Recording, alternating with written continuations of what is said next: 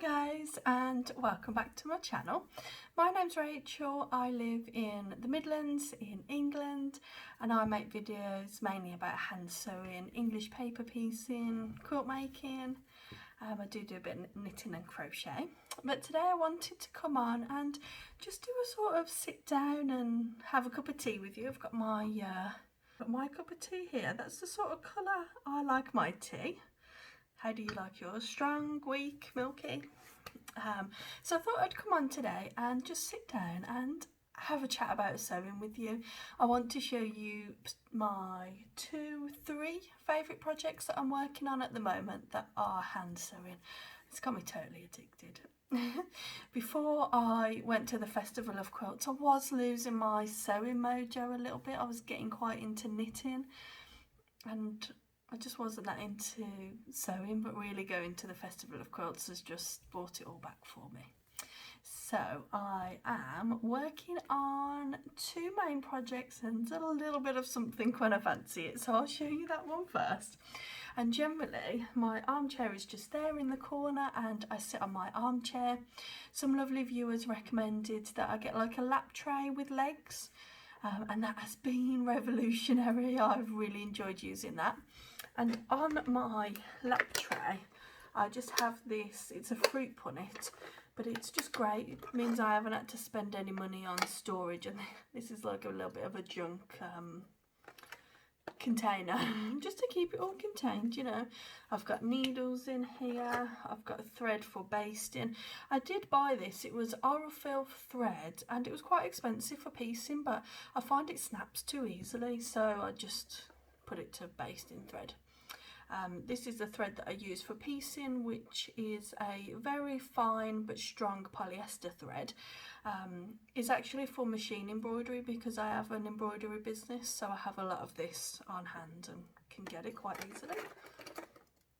I have 2 pairs of scissors, a pin cushion with some rogue thread in there, and then also some little clips. This is such a cute little storage basket that me and my sister made, and I just keep my clips in there. So this is a sort of other little stray bits and bobs in the bottom, but this is what I am finding is working really well for me, just keeping everything together. It's not the prettiest, but it was free. So the project that I'm working on that's in between bits and bobs, if you follow me on Instagram you'll see that I've been making 1/4 inch, I can't seem to get that to focus, but I've been making 1/4 inch tiny patchwork, and it does look a little bit messy on the back because obviously with 1/4 inch your seam allowance is 1/4 inch, so it's quite overlappy at the back. And I've actually been using the Ashmead hexie form for this. And those are the tiny pieces, there's 100 in there. And what I'm going to do is I think I'm going to try and have this maybe 3 times as big, and then just have it as like a little wall hanging. You know, put a little bit of binding on it and a loop and hang that on the wall.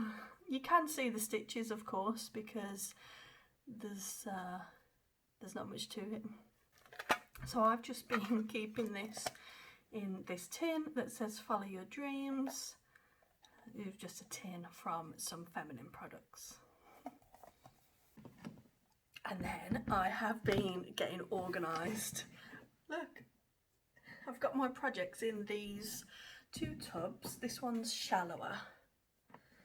And I have these in a cabinet which is just there next to my armchair, and I can pull them out, put them on the arm of the chair, pick out what I need to, and it's been working really well.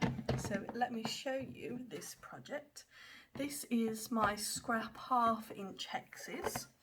So inside this box I've got all of my pre-basted shapes.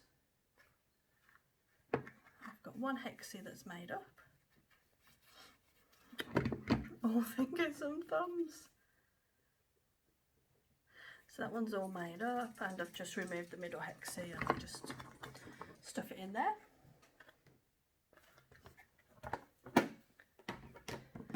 in this tub is all of my scraps that I've sort of curated for this project. So I've got some scrap tildes that I've just thrown in here. I throw bits and bobs in here from projects that I've recently done. And then also I always buy scrap bundles. If you have followed me for a while, you'll know I don't very often buy meterage. I like to buy scrap bundles. So I've put in some scrap bundles in here that go, I'll show you the piece that I've created so far so you can see the sort of colours.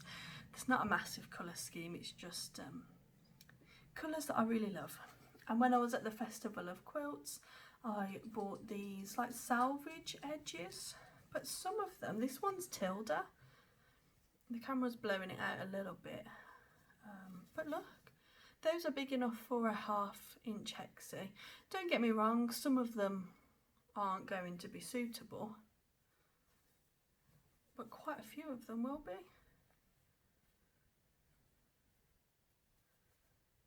Look at that, that's beautiful, isn't it? So that was £3.50, and I assume that those are like the width of fabric, so you can't go wrong. I also got the same with some Liberty quilting cottons. Again, they're not all suitable. Some of them are quite thin, but some of them are thick, even though they've got like those dots that you get in the ends that's not the salvage. You probably know what I mean, but there's like some holes in the fabric.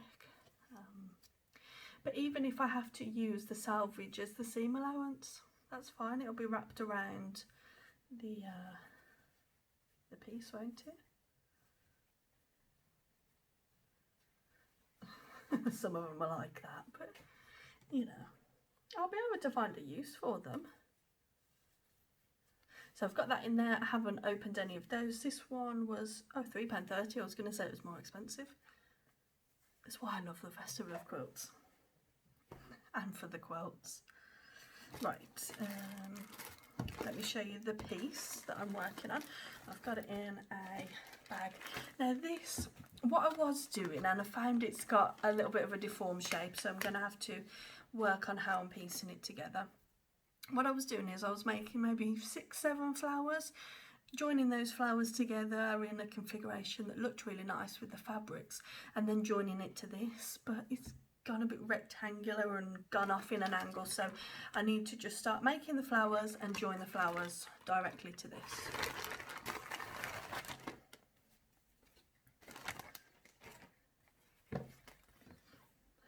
See what I mean? It's a bit disjointed. I did originally start here doing it in lines. I didn't like that though, because there was a lot of cutting the thread all the time, so that's why that's square, and then it goes off. This is where I gave up on being a square. So it's just lovely bright colours really. That's my dog down there, she's finally eating her dinner. Do your pets have a hunger strike? Because she's just refusing to eat her food at the moment, and then she's eating it now, that's her breakfast.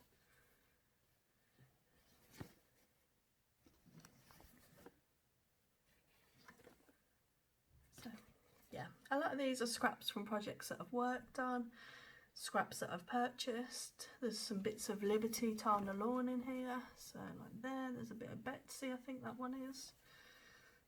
Yeah, bit there, bit there. So it's just a mix of colours that sing to me, but I would say it's primarily pinks and purples and blues and greens. There's no browns and there's no dark colours, so it's just bright colours, and I do intend to try and make this into a quilt. That's how all of my projects start. I just think, right, it's going to be a quilt. And I just set my sights on making it into a quilt. So that's why I have quite a lot of long-term projects, I think, like a lot of us, and then I work on a few at a time. I do sometimes wish that I could work on just one project, because I know I would finish stuff so much faster, but my dog's having a moan. One second. She's moaning because there's like a cushion. There she is. There's a cushion that's in the shape of a watermelon, and she wants it. She wants to rip it up. And she's seen it now, it's on the table. She's seen it and she wants it. So tell me, are you a monogamous crafter, or are you like me?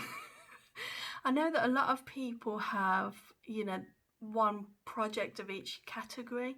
So one knitting, one crochet, one sewing, one machine sewing, but I have like 3 of every category. If I see it, then I want to start it, and I'm so bad. I need to finish more stuff. Do you like Emma Bridgewater cups as well? Because I do. And I recently realised, but I missed out, that they have sales. It wasn't like seconds, they were discontinued items. So this was a lot of summer things. And the mugs were down to £5 or £6. I couldn't believe it. I was so gutted that I missed it. Okay, so let's show you my next project. This one is a hand piecing rather than using paper templates. It is called Crackerbox by Susan Smith. I know the text is back to front, but you get an idea of the shape. And this is in the small size, and I think it finishes about 2.5 inches. So I bought this template last year from the Festival of Quilts, and this year before I went, I was like, I've got to start that, because it was playing on my mind all year that I wanted to start it, but I'd never done any hand piecing, so I was a little bit intimidated by it. But I've made this. I have changed the configuration of the shapes because they was all going the same way. So this one was going this way, and then this one, and they was all pointing in the same direction, but I quite like this in creating a square. That one's quite pale, that one is, and there's a big window here, so it might be washing stuff out a little bit. This one, I don't know, like far away you can't see the shape, but close up you can see that there's pink there. So this one is just going to be all pinks, and then this off-white pattern. I'm not sure on the name of that. I bought it from a local fabric shop. I do need to get some more because I don't know why I started using it. I think I only had 1/2 metre. Less than that. I must have had, I think I bought 1/2 metre and used it in a project, and then it was literally just scraps. I'm so silly sometimes. So these are the ones that I've also done.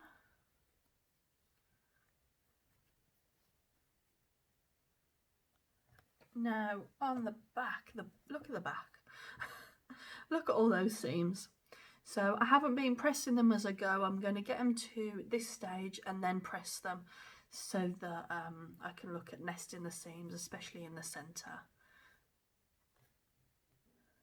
Because that would be too much if I left that till the end of the quilt. So I'm going to try and do it as I go. And again, I've got this little box, and then in this box I've got another fruit punnet which stores my completed boxes.